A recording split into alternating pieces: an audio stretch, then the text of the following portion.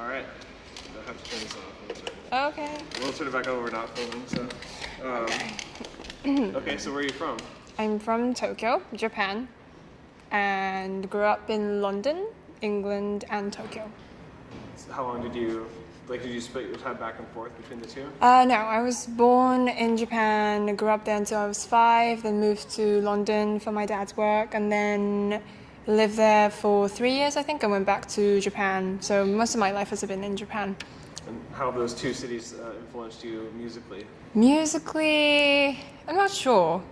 I would say that a lot of my musical influence probably comes from Japanese traditional music, and I played my violin throughout the time I lived in London and before that, so I never thought about that. Thank you. I'll think about it. It's okay. Do you have like early childhood memories of like music in Tokyo? Music, I was 3. It goes into why I started playing the violin, but my mum asked me what I wanted for my birthday when I was 3. I was turning 4, and I said a violin because I just had this image of an orchestra playing in my head since I was 3. So that's how I got the violin, started playing, and been playing ever since. So you were the one that was like that asked for the violin. It wasn't your parents. No, not at all. They weren't really imposing anything on me. It was just pure interest on my part, and yeah. I didn't really like practicing.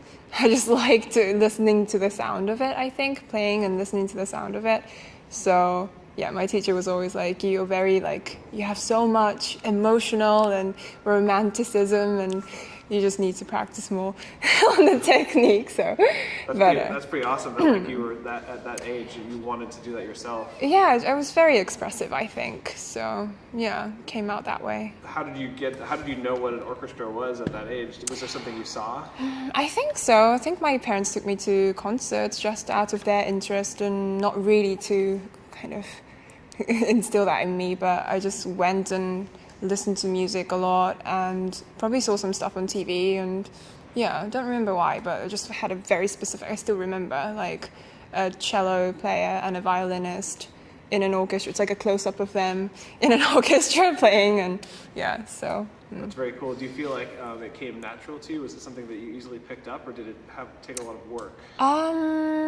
It probably did in the beginning, and it always is, I would say.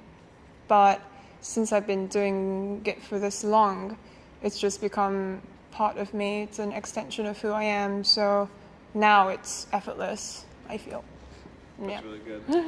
Could you maybe just say that statement one more time, just how it's kind of a part of you since you've been doing it for so long? Oh, well, I've been playing it for such a long time now, most of my life now. So it's just become a big part of me, and it's just an extension of who I am and how I express myself. So.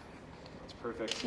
I think a lot of kids take music lessons when they're younger, especially more traditional instruments, but a lot of them don't continue playing. Why do you feel like it was something that stuck with you? For me, because I wasn't forced to. There was nobody really forcing me to keep doing it, and so can you start that saying by like, I think I continued playing because I wasn't forced to? I think I was able to just be passionate and continue playing for all these years because nobody ever really forced it on me, and it was always my choice, and I had the urge to play, and it was available to me, so I was able to just keep on playing and keep on loving it. That's perfect. Yeah. Was there any specific musicians or bands that influenced you from a young age? Definitely. So I started violin playing classical. Excuse me. Okay.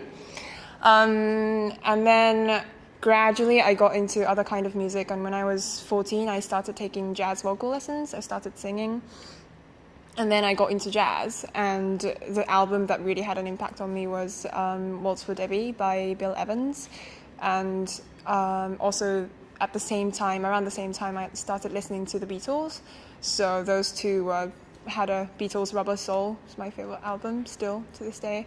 I listened to those 2 CDs since I was 14. Well, like around when I was 14, 15, that was on my, we used to have those CD players. It was on it all the time, I feel.